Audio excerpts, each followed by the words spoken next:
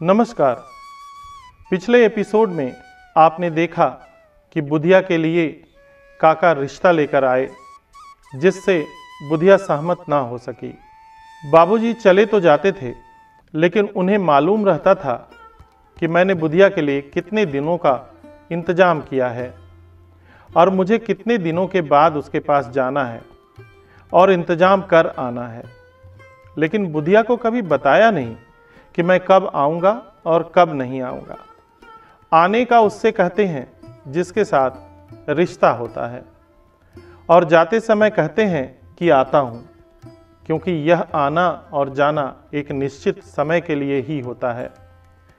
अभी बुधिया को भी नहीं पता था कि बाबूजी के साथ क्या रिश्ता है और क्या मुझे उनके आने के बारे में पूछना चाहिए या नहीं।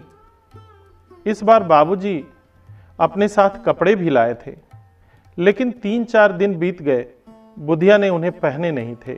अपने फटे पुराने कपड़े ही पहनती थी, और फिर व्यक्ति अच्छा पहनावा तब पहनता है जब उसे लगता है कि उसे कोई देख रहा है और देखने वाले को इसकी परवाह भी होगी। बुधिया को इस बात की कोई परवाह ही नहीं थी कि उसे कौन देख रहा है, और कोई ऐसा था भी नहीं जिसके सामने बुधिया अच्छा लगना चाहती हो।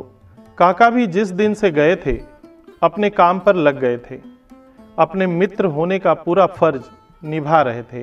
खोजते खोजते एक लड़का मिल ही गया जो बुधिया की उम्र से 2-4 साल बड़ा था। सूरत के किसी मिल में काम करता था, साल में 2 बार घर आता था, परंतु रूप उसका वही था जैसे आजकल कम पढ़े लिखे लड़के किसी औद्योगिक नगरी में रहते हैं तो घुटने पर फटी हुई जीन्स जो नीचे से सट्टू पैजामे की तरह होती है, और बॉयलर मुर्गे की तरह बाल थोड़ा सा बीच में रंगा हुआ, हाथ में चांदी की ब्रेसलेट, गले में एक चेन और शर्ट रंगीन, साथ में पुष्पा फिल्म के हीरो की तरह मूंछ और दाढ़ी।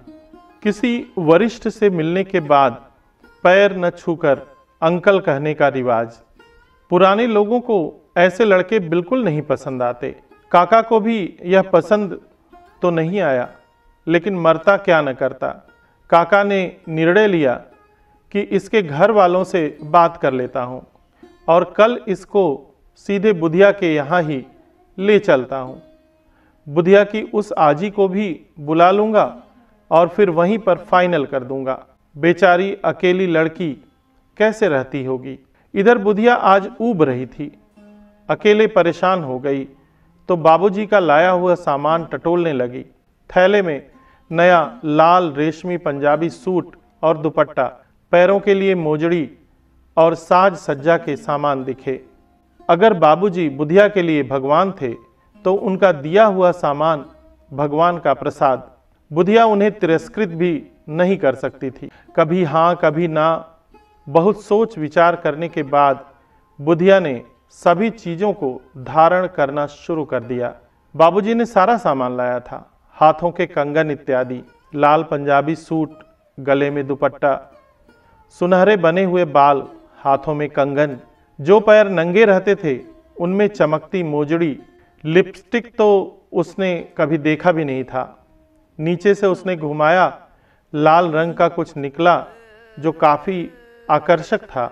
उसको लगा कोई खाने की चीज़ होगी। जबान निकालकर स्वाद लेना चाहती थी तो उसकी कृत्रिम महक सूंघकर रुक गई।